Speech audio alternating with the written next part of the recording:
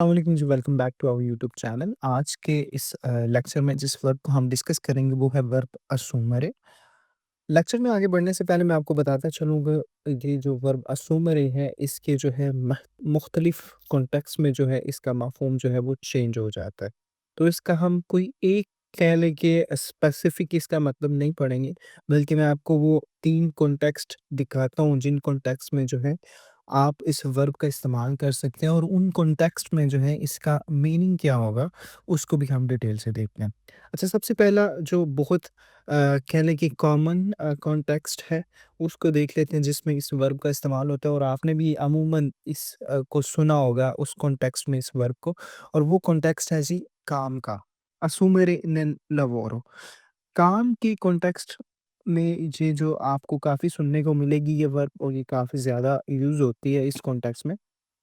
अच्छा, काम के कॉन्टेक्स्ट में इस वर्ब का मीनिंग क्या होगा? assumere significa dare lavoro a qualcuno।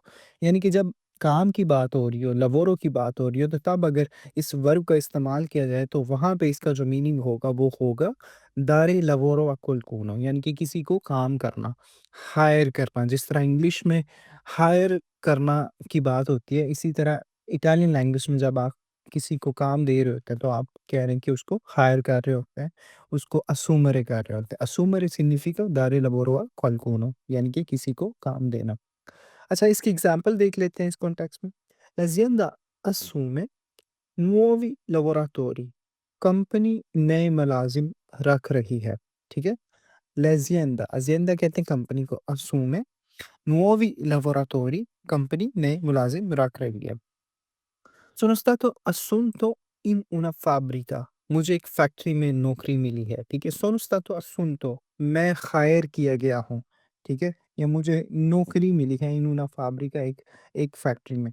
तो अगर इसका लफ़्ज़ी मतलब देखें sono stato assunto, इसका मतलब होगा कि मुझे हायर किया गया है, ठीक है? तो इसका फिर आप मफ़हूम निकाल सकते हैं कि उसे, ज़ाहिर-सी बात है, अगर मैं कहूँ कि मुझे हायर किया गया है एक फैक्ट्री में, तो उसका मतलब यही होगा कि मुझे वहाँ पे नौकरी मिली है, मुझे वहाँ पे काम मिला है, ठीक है? Sono stato assunto in una fabbrica, मुझे एक फैक्ट्री में नौकरी मिली है, ठीक है? Quindi इस कॉन्टेक्स्ट में assumere nel lavoro, इस जो काम के कॉन्टेक्स्ट में ये वर्ब है, quando senti assumere in un contesto di lavoro vuol dire offrire un lavoro a qualcuno। यानी कि जब भी आप जो है lavoro के कॉन्टेक्स्ट में वर्ब assumere सुनेंगे, तो उसका ये मतलब होगा कि offrire un lavoro a qualcuno, यानी कि किसी को कोई काम ऑफ़र करना, ठीक है? हायर करना, ठीक है? दूसरा केस हम देख लेते हैं जी, दूसरा कॉन्टेक्स्ट देख लेते हैं। assumere una responsabilità, ठीक है? जब बात हो रही हो रिस्पॉन्सिबिलिटी की, तो इसका मतलब ये होगा कि prendere una responsabilità o accettare un compito importante, ठीक है? रिस्पॉन्सिबिलिटी के हवाले से बात हो रही हो तो assumere वहाँ पे उसका मतलब ये होगा कि किसी रिस्पॉन्सिबिलिटी को लेना या किसी इम्पोर्टेंट काम को जो है एक्सेप्ट करना। accettare un compito importante, किसी ख़ास किस्म के काम को जो है, किसी इम्पोर्टेंट काम को जो है कहने के एक्सेप्ट करना। इसके लिए भी एग्ज़ाम्पल्स देख लेते हैं। Devi assumerti le tue responsabilità। तुम्हें अपनी ज़िम्मेदारियाँ खुद लेनी चाहिए। Devi assumerti, तुम्हें ज़िम्मेदारियाँ लेनी चाहिए, le tue तुम्हें लेनी चाहिए le tue responsabilità, अपनी ज़िम्मेदारियाँ खुद, ठीक है?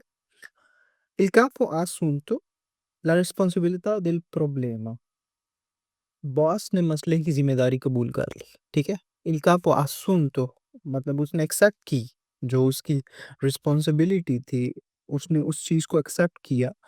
La responsabilità del problema, जो कहने के मसले की ज़िम्मेदारी, उसने कबूल की मसले की ज़िम्मेदारी, ठीक है? Qui assumere vuol dire prendere qualcosa su di sé, ठीक है? यहाँ पे जो assumere का मतलब है prendere qualcosa su di sé, यानी कि किसी काम के मुताल्लिक जो है उसे ज़िम्मेदारी कबूल करना, ठीक है? तीसरा कॉन्टेक्स्ट है हमारे पास assumere वर्ब को लेके, assumere un atteggiamento। अच्छा, un altro uso è quando parliamo di atteggiamenti o modi di comportarsi। atteggiamenti कहते हैं रवैये को, modi di comportarsi कहते हैं रिएक्ट करने का तरीका, ठीक?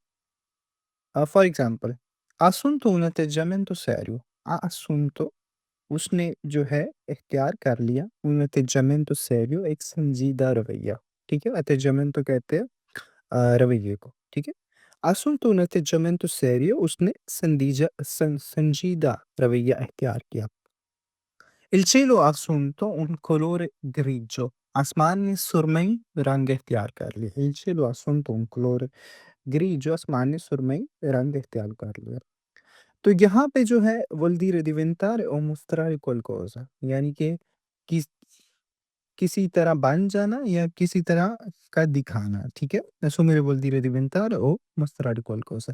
तो ये 3 कॉन्टेक्स्ट में आप बखूबी आपको फ़र्क वाज़िह हो रहा होगा कि किस तरह जो है वर्ब तो सेम है, लेकिन तीनों कॉन्टेक्स्ट में जो है इस वर्ब का जो मफ़हूम है वो किस तरह चेंज हो गया है। मतलब उसका जो वे है वो किस तरह बदल गया है। तो इस तरह की कह लें कि वर्बों के लिए आपको प्रैक्टिस की ज़रूरत है जिनके डिफरेंट कॉन्टेक्स्ट में इस तरह से मीनिंग हो।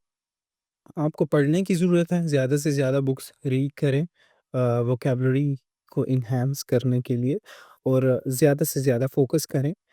जो आपका जो लेवल है उससे मज़ीद एक स्टेप आगे मज़ीद वर्बों को देखें, डिफरेंट कॉन्टेक्स्ट में वो वर्बें किस तरह इस्तेमाल होती हैं उसके मफ़हूम को जानने की कोशिश करें। क्यूरियोसिटी पैदा करें अपने अंदर, चीज़ों को नई चीज़ों को सीखने की, नई चीज़ों को जो है अडॉप्ट करने की, ये आपके लिए काफ़ी हेल्पफुल साबित होंगे।